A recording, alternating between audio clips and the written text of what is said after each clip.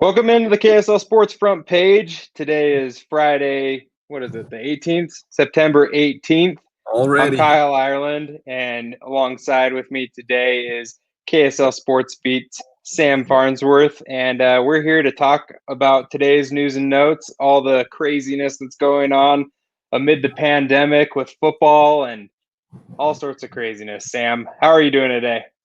Pretty good. We're pretty excited here because it's Friday in September, and you know what that means. Game Night Live is in full force here on the Indeed.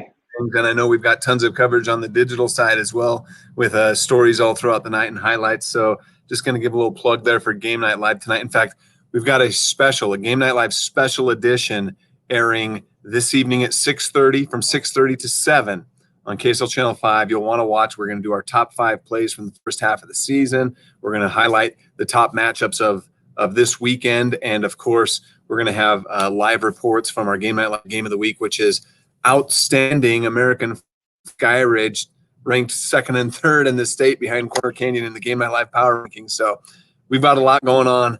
That's at 6:30, and then, of course, all the highlights coming at 10. So I'm just going to throw that out there. But, yeah, Fridays in the fall.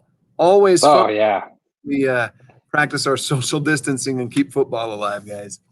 Seriously. I'm excited today. I mean, I'm glad you brought up Game Night Live to start because, you mentioned the matchup. It's an awesome matchup to have 2 versus 3. And, covering it on the digital side, covering the last few weeks of Game Night Live and, all of these high school games, it's been fun to see how some of the teams have trended up in the rankings. There's a number of undefeated teams, still to go with a few weeks left in the regular season. But I'm excited because, you've got these 2 powerhouse schools that, it's just a good matchup. I mean, there was a good matchup last night. A pair of undefeateds played yesterday, and then we've got a bunch of, really compelling matchups tonight. So 7 o'clock, Game Night Live. You can watch that on the KSL TV app, like Sam mentioned, and then also KSLSports.com will have that for you as well. And then we'll have wrap-ups for all of the games, whether it's the Game Night Live game or anything else, 6, 5, and 4A. We'll have those up tonight as well. But Sam, we're talking about football, and I want to talk about something near and dear to many fans in the state of Utah, and that's some Utah football. Are we going to see it this year? Are we going to get Utah football to come back? I mean, we've got Pac-12 meetings going on right now. As you can see, we've got that as the top story on KSLSports.com. The Pac-12 is targeting, that late October, early November for a potential start. I'm wondering why this isn't even, something that's already been decided, because you've got the Big Ten who said, yeah, we're coming back mid-October. And you've got the Pac-12 who's really been holding hands with the Big Ten throughout this pandemic. Right. And, they're the last ones to, jump aboard as far as the power conferences are concerned. You've got daily rapid testing coming in by the end of the month for all these Pac-12 schools. And you've got, the Big Ten now who's saying, yeah, we're ready to go. I want to know why it hasn't already been decided. What do you think? Man, I've got a lot of opinions on this and why maybe it hasn't been decided. Obviously, I think from the get-go they've wanted to play football. We in our state, minus this current spike that's kind of hitting in our state, I think it's been handled fairly well. And at the time that a lot of these decisions were made to push football to the spring, I think the Rocky Mountain region felt pretty good about where they were with COVID and that they could handle the situation to the best of their abilities. But at the same time, Utah and Mark Harlan, they were always very supportive of the conference and the decisions that they made. Keep in mind that those West Coast teams were at a much higher risk and had different challenges to deal with than here in Utah. At least that's what everyone was being told, right? So here we go. Now they're backtracking because you talked about how their Pac-12 was kind of holding hands with the Big Ten. I think those conferences led by the Big Ten decided, we're going to make a decision for everyone. Everyone's going to jump on board and follow us. And then they see the SEC, ACC, the Big 12 going on with their football season, and they get through a week and a second weekend, and it's like, shoot, we're going to be left behind really quick here. We're going to be excluded from any postseason that there might be any big bowl game. Could you imagine the Rose Bowl without the 12, right? So Yeah.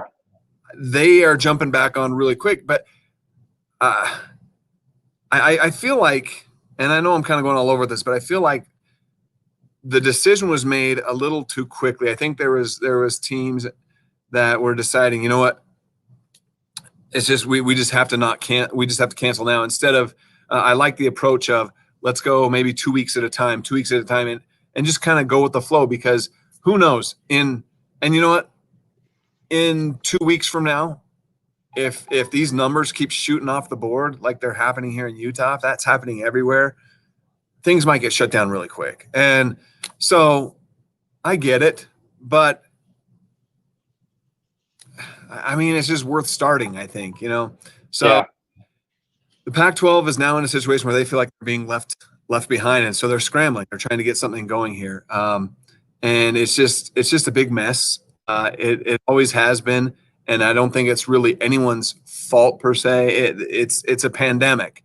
How do we approach pandemic? None of us have been through this before, right? It's been like 100 years since the last serious pandemic. So how do we approach this? How do we handle this? No one really knows. We're kind of going with it one day at a time, one step at a time. And for me, I've been supportive, and I've liked the approach of let's move forward with life. Let's move forward with football. And then if we hit a wall, we can step back and say, all right, we can't go any further. Is that the safest choice? I don't know, but that's just kind of the approach I feel like is the best approach.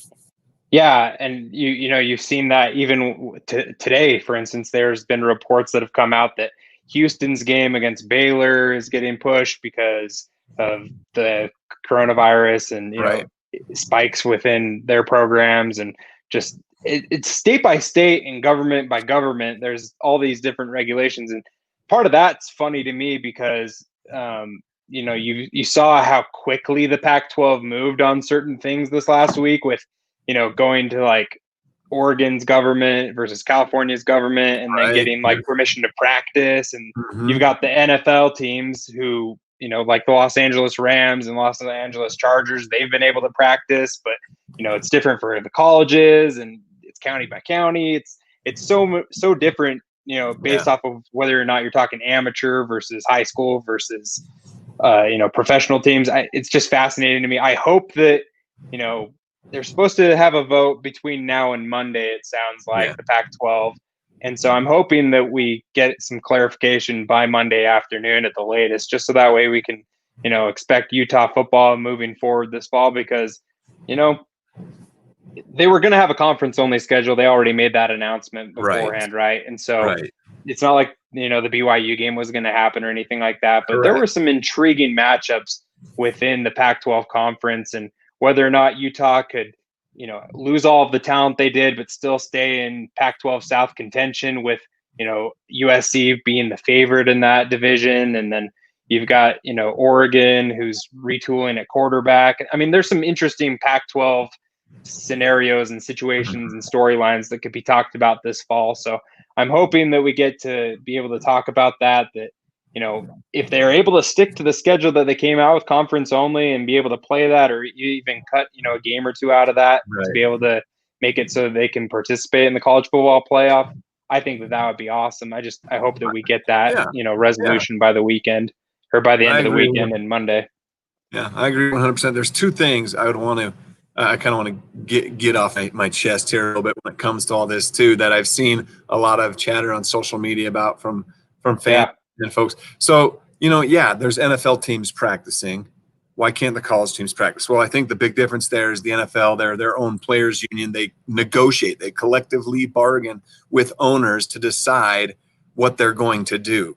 No government can, well, I guess a government could shut them down, but at the same time, they're getting paid a lot of money. They're agreeing to terms with their league. So it's a little different than what we'll just have to deal with. And then the second thing, I've seen some BYU fans out there that now Big Ten and Pac-12 are coming back. We should be able to get money back for these games, or be able to sue for lost games, or get these games back on schedule. Here's the thing, and you mentioned it, Kyle. Before they even pushed the season to the spring, all these conferences decided on a conference-only schedule. That's what eliminated the games from BYU. So it's not like they're coming back. it's not like BYU is owed anything. This is a pandemic. It's a serious situation. They're trying to have football and do so in the safest way possible by constraining it to specific regions, by keeping it in conference play only. That way, that's the best way a conference can police or control this pandemic. The best way they possibly could is by keeping it within a conference. So BYU's not owed anything. It's a bad break for the Cougars. That schedule would have been fun to watch them do this year. It's just a tough break, and they've done a decent job rebounding and getting games on the schedule. So at least they have football. Yeah, and all of those scheduling agreements, they all have outs for these types of like catastrophes. Right. And I mean, there's been many games in the South that have been canceled or postponed because of hurricanes. I mean, there's these otherworldly causes that can push football games, and the pandemic kind of falls into that scenario. And so, like you said, like they're not tied to anything like that. I mean, I'm hoping that once we get out of this, craziness that it has been 2020, and maybe moving forward, BYU can add a game with Minnesota in the future. They've been able to like reach a scheduling agreement in the past. Maybe they can say, hey, like we understand that things didn't work out in 2020, but maybe BYU has a spot 8 years down the line and they can make something work then for both sides. I would hope that there's some good faith that's between a lot of these ADs. And I think that there will be. I mean, I don't think that BYU is necessarily going to be able to, schedule all of these same teams, or even like Utah State. Utah State was, going to open the season with a couple of Pac-12 teams, one coming into Logan, and they're not able to play that game either. So I think that, hopefully some of those things are going to be able to be, paid back, so to speak, and being able to get future schedules set up. But shifting gears a little bit, Sam, big week in the golfing world. And Tony Finau right now is at the U.S. Open. I just want to refresh real quick. There's some golfers still out on the course, and so I'll refresh the leaderboard. But Tony Finau now is sitting tied for 16th. He's +2 right now, and today he was +3 on the course. He shot a 73 today after a 69 yesterday. You've got a number of guys that are still on the course right now, so he could end up a couple spots different. Maybe he's like 15th or whatever by the end of the day. He was 15th when we started this thread, and so he's moved back a little bit. But Tony's expected to make the cut, obviously. He's in the mix heading into the weekend. Do you think that Tony picks up that second win? Do you think that he's going to maintain contention throughout Saturday and going into Sunday? What do you expect from him this weekend? I expect him to be a contender. Yeah, he's only 5 shots back of the lead still.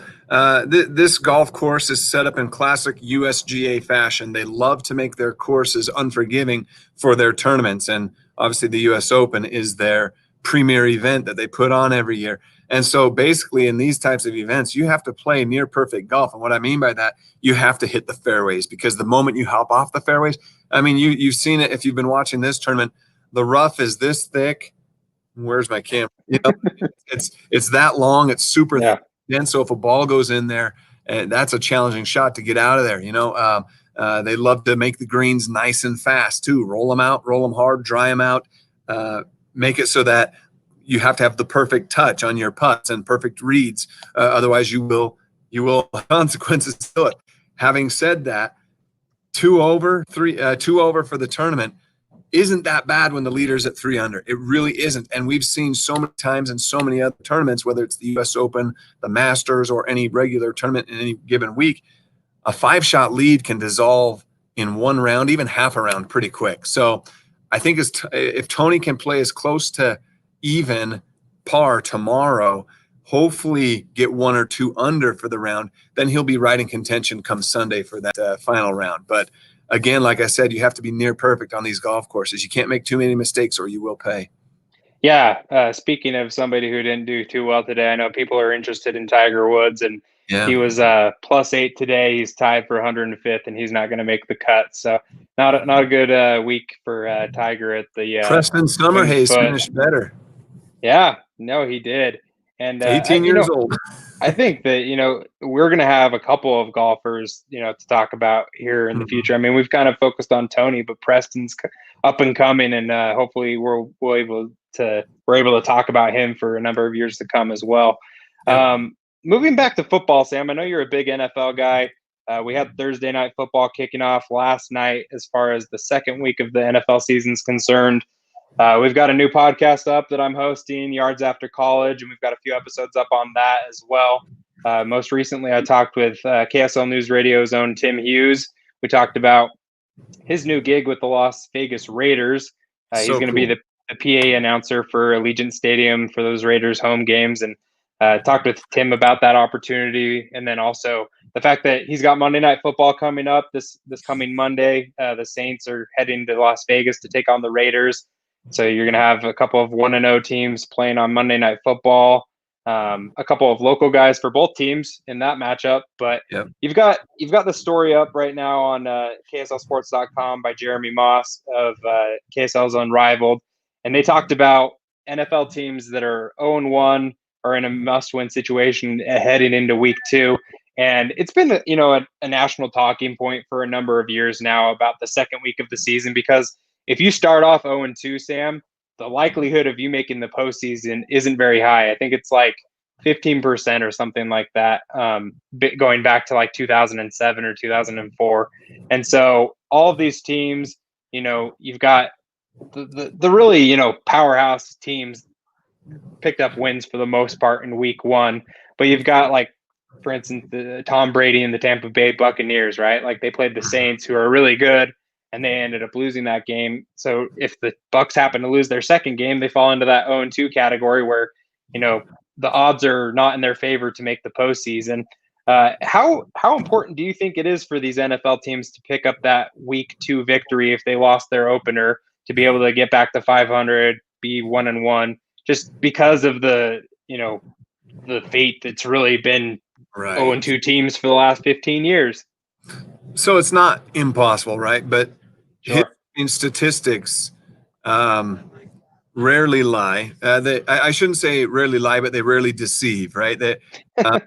It just goes to show, since 1990, in Jeremy's article, he talks about 28 of 223 teams that have started 0-2 have made the playoffs. That's just 12.5%, right? So you see that, and it's like panic mode. My Denver Broncos better win on Sunday because they are 0-1, right? Yeah. Things like that. But at the same time, the NFL is, I say this all the time. I think I said it when I was on the podcast with you, that the NFL is the best league as far as it. I really feel like every single week the playing field is mostly even, for any team. It's the cliche, any given Sunday, any team can win. But I really think in the NFL that's so true. So even if you start 0-2, doesn't mean you're not going to make the postseason. However, again, history likes to argue that it's not going to be a great shot if you do start 0-2. So it is interesting to point that out, because how many teams have come back in the NBA playoffs after trailing 3 games to 1? Well, wow, the Denver this year, even though it rarely happens. So yeah, the chances aren't great, but it still can happen.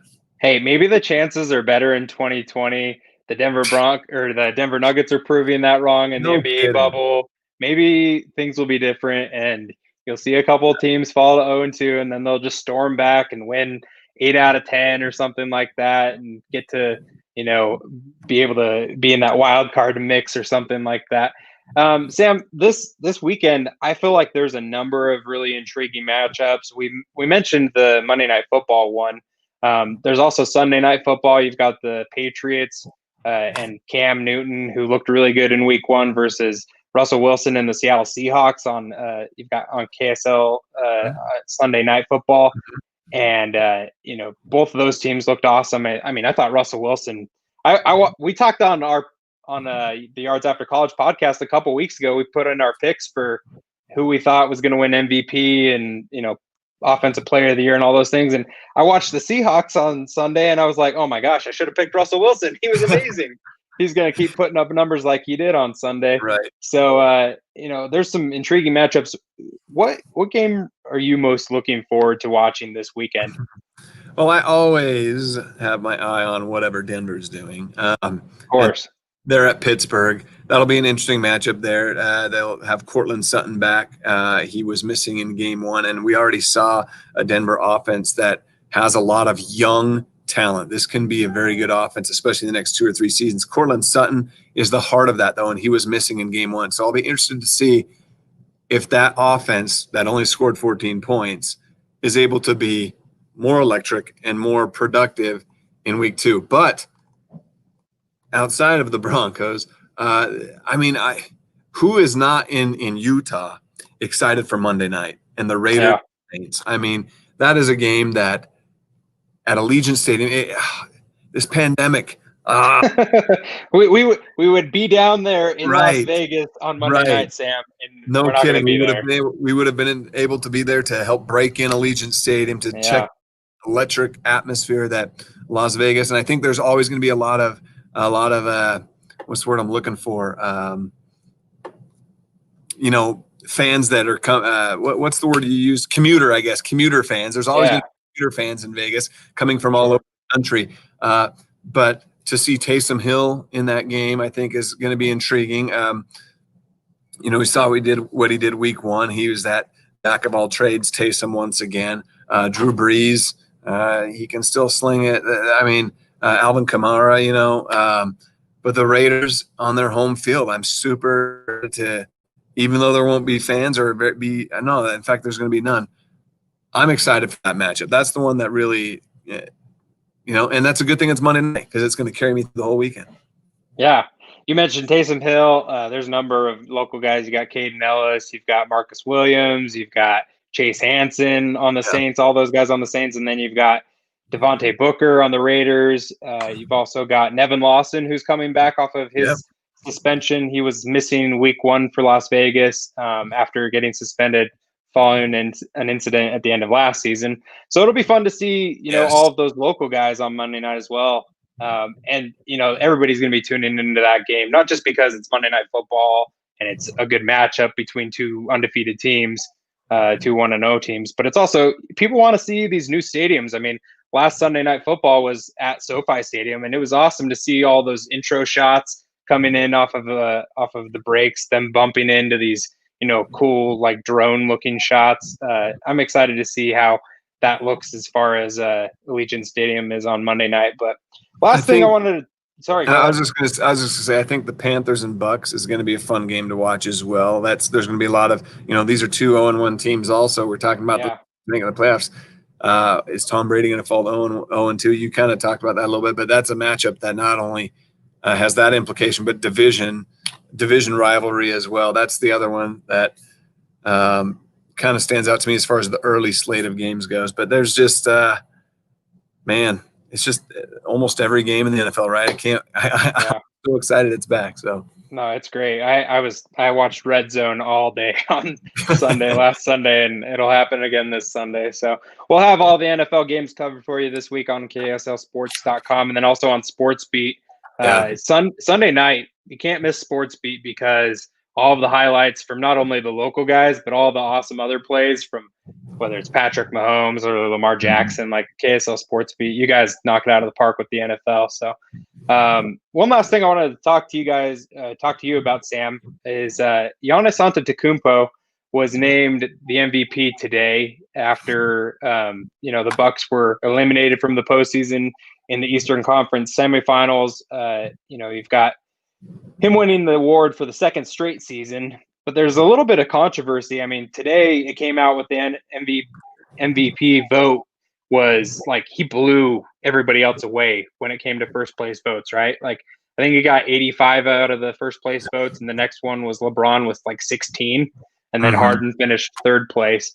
So I want to ask you, Sam, did they get it right? Did Giannis actually deserve to win the award after you saw what the Bucks did in the postseason? Because there was some controversy after they got eliminated. You see the Lakers, who are opening up the Western Conference Finals against the Nuggets tonight, and LeBron's still playing.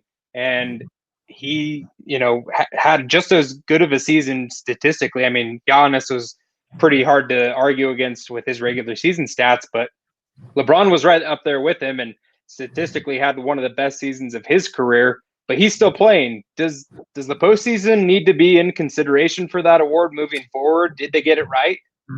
So that's the question. I think they did get this vote right because the postseason is not included in the vote. And if you're just looking at regular season and what was done there, Giannis was the best player during the regular season. He was outstanding, phenomenal, and LeBron was great. You know, I don't want to take anything away from him, but he also has, you know, you could consider Anthony Davis in the MVP discussion if you wanted to make a claim for that as well, right? And I don't know that obviously. Giannis has some good teammates like Middleton, right? But he doesn't have any teammate near the caliber of Anthony Davis. Giannis carries a little more. So when it comes to the regular season, what they were able to do in the Western Conference, how dominant they were in the regular season, I think they got it right. But you do bring up the good question. Should postseason be in consideration for those awards as well? I'll tell you this. If postseason was in consideration for MVP awards, Karl Malone might not have 2 MVPs. I'll just say that. It's true. It's a good debate to have, and I think that's why they have a Finals MVP, because that's technically the MVP of the postseason as well. So you've got these 2 separate awards. I think it's good the way it is. Leave it as is. Giannis deserved the regular season MVP, even though his team is out. If the Lakers win the title, LeBron's going to win a Finals MVP. So I've always actually been against the way that the MVP vote takes place, Sam, because – like, for instance, the year Russell Westbrook won it, like, I thought either should have been Kawhi Leonard or LeBron James. And then you've got Derrick Rose, who won it 10 years ago. And, like, right. Dwight Howard was, I don't know, I would say it was either Dwight Howard or Kobe Bryant might have been, you know, who I would have picked that year. I think that there needs to be an Offensive Player of the Year award, like there's a Defensive Player of the Year award. Yeah. Like the NFL has, where they have the MVP, they have the Offensive and Defensive Player of the Year awards. And sometimes the Offensive Player of the Year or Defensive Player of the Year, for that matter, might take home the MVP as well, or they have a different MVP compared to the Offensive Player of the Year, right? So I would like to see an additional award brought in, because I have a hard time seeing LeBron James make as many All-NBA teams as he has and then only have the amount of MVPs that he has, right? Like, he's got the Finals MVP, but he's only won the regular season one, I think, 4 times. And so you're telling me that out of LeBron's, 17-year career, that he's only been the best player in the NBA 4 years out of those 17? Like, I just have a hard time believing that. Right. I think that there's a difference between most valuable player, yes, because I understand what the words most valuable player mean, but MVP award also, like, people think that that's just the best player, right? And I don't know if that necessarily aligns year to year, because I think LeBron James has been the MVP for his team as well, but he's also been the best player in the NBA for probably, I don't know, 12, 13 years out of his 17 years in the NBA. And I'm not saying that he deserves the MVP each of those years, but I just have a hard time believing that he doesn't have more MVPs than he does. Yeah. No, I agree. I think you can have this discussion across all sports too. And I like how you bring up in the NFL how they have an Offensive Player of the Year, a Defensive Player of the Year, and the MVP. Because I think the MVP, there needs to be more emphasis on the value that player has to its team. You take that player away, what does that team look like? Yes. Dale Murphy won 2 MVPs with the Braves in the 80s on garbage Braves teams. Ernie Banks won MVPs on garbage Cubs teams. They were probably the best players in baseball, but they didn't help their team necessarily win that many more games. Right. So yeah, I would not be opposed to an Offensive Player of the Year for someone who has maybe the best player, or maybe the best player award and the most valuable player award. I don't know. I mean, that's one of those debates that people will have different angles on every single time. Is the most valuable player the best player? Is it the player that brings the most value to their team, or the player with the best stats? It can go in every direction. I think that's one thing that makes it so fun to talk about too, though. But it would be kind of fun to see an Offensive Player of the Year in the NBA, because then you'd probably see guys like Harden win it a lot more often, or Westbrook, and an MVP. What are the Jazz without Donovan? You know what I mean? Or without Rudy? Those 2 guys have a lot of value as well. So it's a good debate to have. I like it. I like the debate. Kyle Kuzma, former Utah basketball player, also with the Lakers now. He says that they got it wrong. I mean, he said it like a week ago. He put it out on Twitter that if they didn't choose LeBron, the voters didn't pick LeBron, they got it wrong. So we know where his allegiance lies with his teammate. But Sam, I appreciate you being able to join me on the front page today. It was fun to be able to break down some of these stories. I hope that we get Pac-12 football back by Monday. We'll have KSL Sports front page back with you guys on Monday. It's Monday, Wednesdays, and Fridays at 4 p.m. Hopefully on Monday, the front page. I don't even know who's on Monday's edition, but they'll talk about whatever happens with the Pac-12 between now and then. But for whatever does happen this weekend, tune in to KSL Sports Beat, and then also check out KSLSports.com. Game Night Live tonight at 7. They'll have that covered for you on KSL TV's app, and then also on KSLSports.com. Sports Beat will have highlights tonight. And you can follow Sam on Twitter. Where do you find yourself, Sam? At S. Farnsworth KSL. At S. Farnsworth KSL. You can find me on Twitter at Kyle Ireland, and then you can find KSL Sports on all of the social media channels at KSL Sports. Until Monday, so long.